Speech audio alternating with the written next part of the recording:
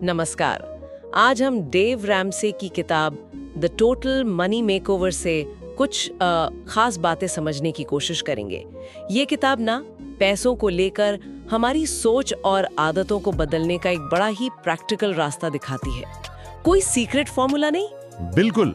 और इसका जो सबसे बड़ा आइडिया है वो यही है कि पैसों का मामला 80% व्यवहार है और सिर्फ 20% जानकारी। अच्छा, 80% व्यवहार। हाँ, मतलब पैसे संभालने के लिए ज्ञान से ज्यादा वो अपनी आदतें बदलनी पड़ती हैं। ये अपने आप में कमाल की बात है, क्योंकि हमें अक्सर लगता है कि बस ज्यादा जानने से सब ठीक हो जाएगा। हाँ, ये तो है। तो फिर वो कौन सी आम धारणाएं या कह ले मिथक जो हमें रोकते हैं? किताब कर्ज माने डेट के बारे में काफी कुछ कहती है। आमतौर पर तो इसे एक टूल की तरह देखा जाता है ना? सही कहा आपने। पर किताब का तर्क है कि कर्ज एक टूल नहीं, बल्कि एक बड़ा जोखिम है। असल में कई अमीर लोग कर्ज मुक्त रहकर ही संपत्ति बनाते हैं। सच में? हाँ, एक फोर्ब्स 400 सर्वे में भी करीब 75% अमीरों ने कहा कि कर्ज से दूर रहना ही सबसे अच्छा तरीका है। हाँ। और वो जो कर्ज समेकन होता है, डेट कंसोलिडेशन, हाँ, सारे लोन एक जगह करना। जी, वो भी ना सिर्फ ऊपरी तौर पर मदद करता है। हमारी जो खर्च करने की आदत है वो नहीं बदलती। हम और क्रेडिट कार्ड्स, वो तो आजकल सबके पास होते हैं। किताब उन्हें भी खतरनाक मानती है। अच्छा। हाँ, एक स्टडी बताती है कि लोग कार्ड से कैश की तुलना में लगभग 47% ज्यादा खर्च कर देते हैं। अरे बाप रे, 47%? जी, शायद इसलिए कि कैश हाथ से जाता है तो ज्यादा महसूस होता है, प्लास्टिक में वो बात नहीं। इसी तरह कार लीज पर लेना, वो भी महंगा सौदा है। पर लगता तो आसान है। लगता है, पर नई कारें शुरू के 4 सालों में ही अपनी कीमत का करीब 60% खो देती हैं। और जो औसत करोड़पति हैं, वो अक्सर थोड़ी पुरानी भरोसेमंद कारें बिना लोन के चलाते हैं। अच्छा, और वो जो ऑफर्स आते हैं 0% ब्याज या 90 डेज कैश जैसा, बड़े लुभावने लगते हैं। उनमें अक्सर ना छिपी हुई शर्तें होती हैं। जैसे अगर पेमेंट जरा भी लेट हुई तो शायद सारा पुराना ब्याज जुड़ जाए। और मोबाइल होम, वो भी कार की तरह ही है, कीमत तेजी से गिरती है। तो इन मिथकों को पहचानना वो पहला कदम है। ठीक है, तो ये मिथक हो गए। इनके अलावा और कौन सी रुकावटें हैं जिनका जिक्र किताब में है? किताब 3 बड़ी बाधाएं बताती है।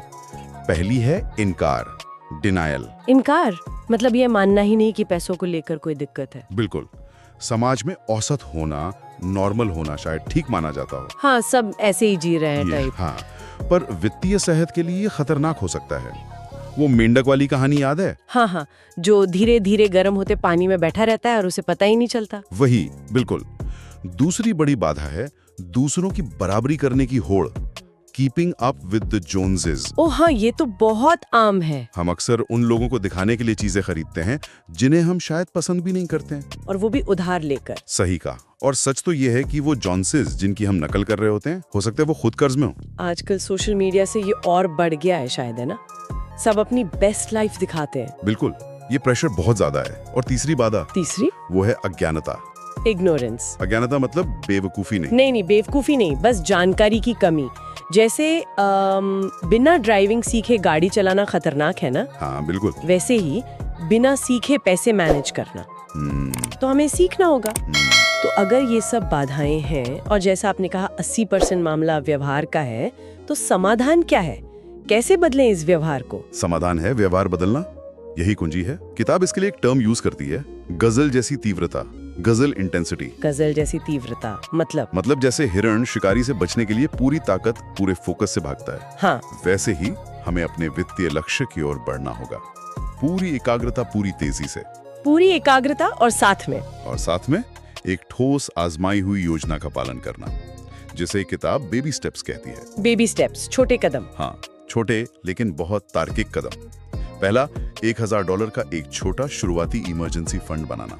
$1000, ठीक है। किस लिए? बस छोटी मोटी इमरजेंसी के लिए, ताकि गाड़ी खराब हो जाए या कुछ और हो तो कर्ज ना लेना पड़े। समझ गए, पहला कदम। फिर दूसरा कदम है डेट स्नोबॉल विधि से कर्ज चुकाना। डेट स्नोबॉल, वो क्या है? इसमें आप सबसे छोटे कर्ज पर पहले फोकस करते हैं, पूरी ताकत से उसे चुकाते हैं।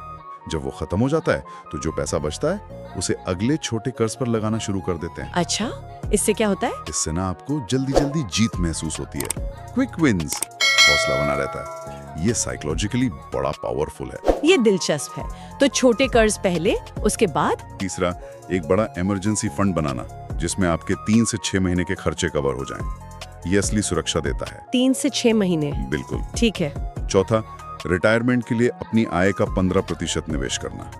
पांचवा, अगर बच्चे हैं तो उनकी कॉलेज शिक्षा के लिए बचत। ओके। छठा, घर का कर्ज अगर है तो उसे पूरी तरह चुकाना। और सातवां, धन का निर्माण करना और उदारता से देना।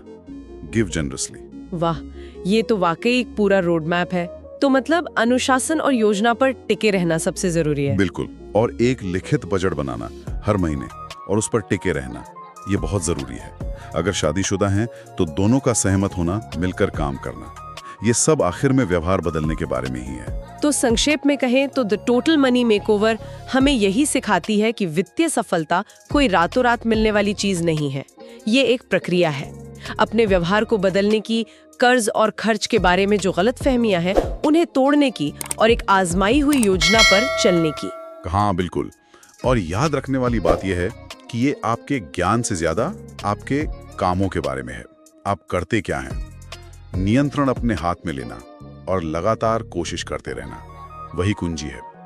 मुश्किल हो सकता है शुरू में, पर यकीन मानिए नतीजा इसके लायक है। चलिए, जाते जाते सोचने के लिए एक सवाल छोड़ जाते हैं। आपकी पैसों से जुड़ी आदतों में वो कौन सी एक छोटी सी चीज है जिसे आज बदलने से सबसे बड़ा सकारात्मक असर पड़ सकता है? अगली बार तक सोचते रहिए।